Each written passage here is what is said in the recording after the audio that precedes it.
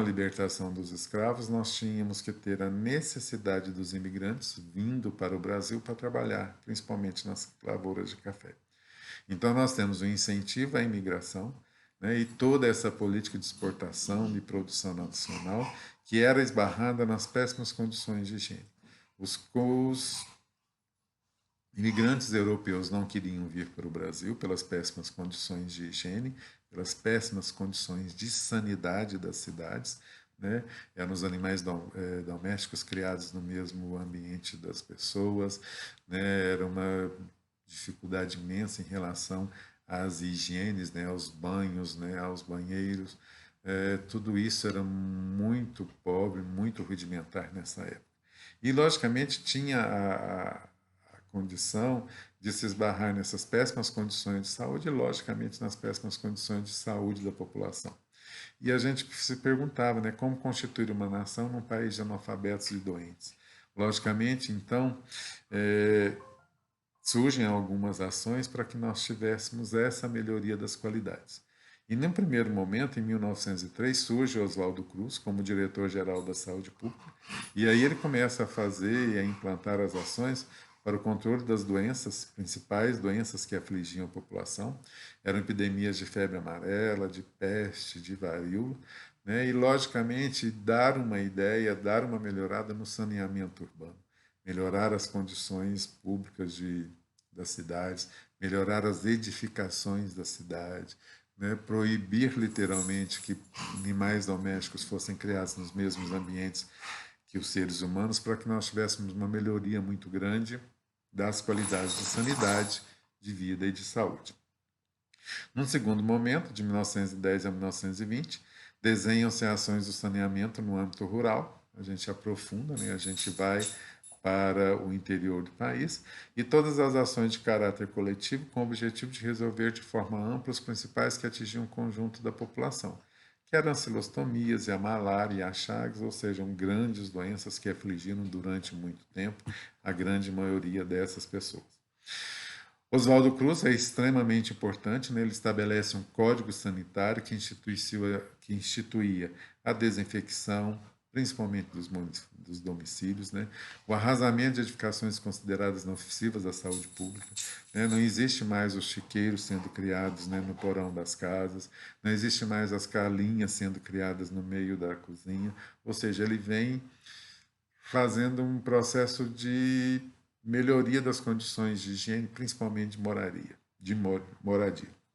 Ele institui uma notificação permanente nos casos de febre amarela, de varíola e de peste bubônica, né, e, logicamente, passa a ter uma atuação da polícia sanitária, bem como da campanha de vacinação obrigatória. Durante muitas vezes ele utiliza da força da polícia para obrigar as pessoas a sanear os seus ambientes, a notificar as questões de doença obrigatória e também a se vacinar, que era, né, o início de campanhas de vacinação que são tão importantes até hoje na questão da prevenção das doenças.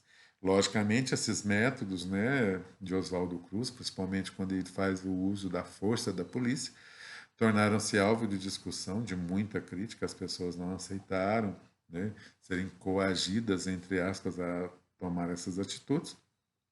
E culmina, né, com o movimento popular no Rio de Janeiro, que foi conhecido como a Revolta da Vacina. Ou seja, as pessoas se revoltam à força policial e se recusam a vacinar. Mas, logicamente, Oswaldo Cruz, né, até hoje, a Escola Nacional de Saúde Pública leva o seu nome, a Fundação Oswaldo Cruz, a Fiocruz, porque é uma pessoa de extrema importância nesse contexto de saúde pública do nosso país, desde os primórdios da época da República. Logicamente, né, a gente viu que de 1910 a 1920 nós temos grandes acontecimentos mundiais, né, a Revolução Industrial na Europa e a Primeira Guerra também. E, logicamente, a partir de 1923 nós temos uma grande mudança nesse cenário. Se até então nós tínhamos só a ação social, só a assistência social, as pessoas sendo cuidadas, né, pelas famílias mais ricas, pelas religiosas nas santas casas de misericórdia, A partir de 1923 até 1988, que é a criação do SUS, nós fizemos um período de seguro social. O que acontece? Uma pequena parcela dos trabalhadores do país passava a contribuir para contar com aposentadoria, pensão, assistência à saúde. Assim, gente, o direito à assistência à saúde estava restrito à condição de segurado. Se você tem um emprego e você paga uma contribuição, você tem assistência, você tem aposentadoria. Se você não tem um emprego reconhecido, ou se o seu atividade econômica não é de vínculo de empregatício, você não tem nada disso e continua dependendo da assistência social dos ricos e das atividades filantrópicas, principalmente baseadas nas religiosas. De 1910 a 1920, ocorrem as primeiras manifestações operárias urbanas motivadas pelas precárias condições para a realização do trabalho. Nós começamos a ter nessa época, né, as indústrias, o trabalho formal, a necessidade de produção, né, de bens para uma população que começa a crescer e, logicamente, surge o cuidado, né, ou as reivindicações de uma classe operária. Pessoas que trabalham nas empresas, pessoas que trabalham nas fábricas. E se a gente luta até hoje para ter condições de trabalho dignas, vocês imaginam quais eram as condições que esses trabalhadores eram submetidos nos seus empregos, nas suas fábricas, nas suas indústrias. E, logicamente, não tinha nenhuma política que garantisse um mínimo de proteção social para esses trabalhadores. Surgem as primeiras revoltas populares, os movimentos anarquistas, né? Nós já falamos sobre o anarquismo, também sobre o comunismo, e, logicamente, essas correntes pressionam as ações mais efetivas do Estado. O que acontece? Em 1923, nós temos a formação das caixas de aposentadorias e pensões, que são as CAPs. Né? Logicamente, elas surgem para algumas organizações trabalhistas, como os ferroviários e os marítimos, mas áreas de economia ligadas à produção exportadora. O que são as CAPs? Né? Se eu sou o proprietário de uma empresa e se eu tenho lá um número X de funcionários, eu resolvo protegê-los e eu passo a retirar do seu salário uma contribuição mensal e colocar em uma caixa, em um fundo, em uma conta. E esses fundos vão garantir assistência, garantir a aposentadoria para os meus funcionários. Mas a gente tem que lembrar, gente, que a CAPES é uma atitude do dono da empresa. Tá? Não era obrigado, não tinha participação do Estado, era uma iniciativa do dono da empresa. Então, logicamente, se a minha empresa tinha grandes funcionários e se os salários que eu pagava eram melhores, a minha CAPES era melhor do que a CAPES de uma outra empresa que era menor, que tinha menos funcionários, que captava, logicamente, menores recursos. Né?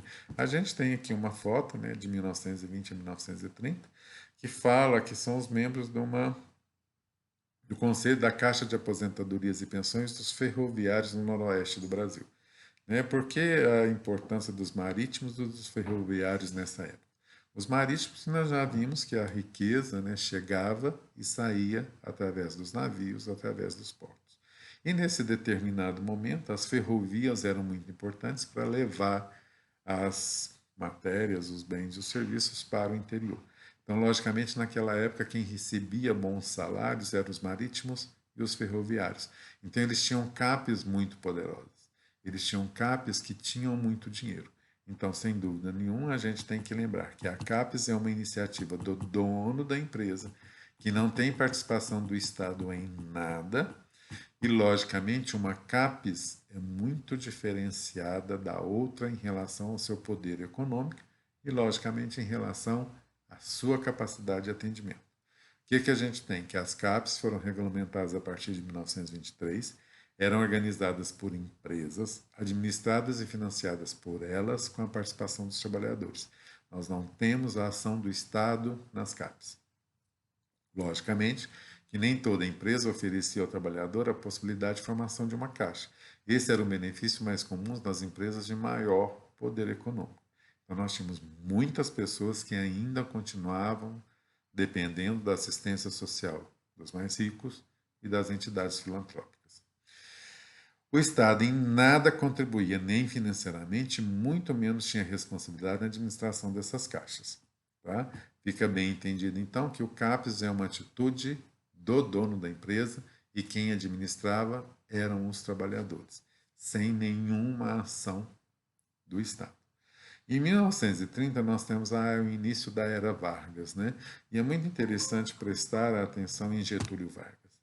Getúlio Vargas tem um papel primordial dentro da história do nosso país. Primeiro que ele chega, né, na primeira vez como um ditador e depois é eleito. E, logicamente, a era de Vargas é muito importante para a questão do trabalho. Deem uma olhada, deem uma pesquisada qual é a importância de Vargas dentro da política do trabalhador brasileiro, a gente vai se surpreender. O que ele faz? Ele chega em 1930, né? E a partir desse período ele cria os institutos de aposentadoria e pensão, que são os IAPs. O que ele passa? Né? Até a criação dos IAPs nós tínhamos CAPs. Então era a CAPES da minha empresa, era a CAPES da empresa do fulano de tal, era a CAPES do outro dono da outra empresa lá. Ele cria o IAPs. Os IAPs eram institutos de aposentadoria e pensões e eles eram por categoria profissional. Então nós não temos mais a CAPES da empresa não sei o que. Nós temos o Instituto de Aposentadoria e Pensão do Bancário, o Instituto de Aposentadoria e Pensão do Marítimo, o Instituto de Aposentadoria e Pensão dos professores, o Instituto de Aposentadoria e Pensão dos ferroviários, ou seja, passa a ser por categoria e não por empresa. E ele começa a contar com a participação do Estado na sua administração, controle e financiamento. Nós começamos a ter o distanciamento do trabalhador na gestão do seu fundo. Com os EAPs, inicia-se a montagem de um sistema público de previdência social, mantendo ainda o formato de vínculo contributivo formal do trabalhador para a garantia do benefício, ou seja, o trabalhador continua contribuindo para o seu IAP, não mais para a sua CAPES. Mas aqueles funcionários que não tinham vínculo empregatício, que não eram considerados economia formal, continuam fora dessa assistência, fora da garantia de aposentadoria. Então, o trabalhador que não contribuísse para os institutos estava excluído do sistema de proteção. Quem era excluído? O trabalhador rural, os profissionais liberais e todo trabalhador que exercesse uma função que não era reconhecida pelo Estado. Logicamente, nós continuamos a ter IAPs com diferentes poderes econômicos. Então, por exemplo, os IAPs dos bancários eram dos IAPs muito ricos, porque, logicamente, os bancários tinham bons salários e, logicamente, a sua contribuição era muito maior.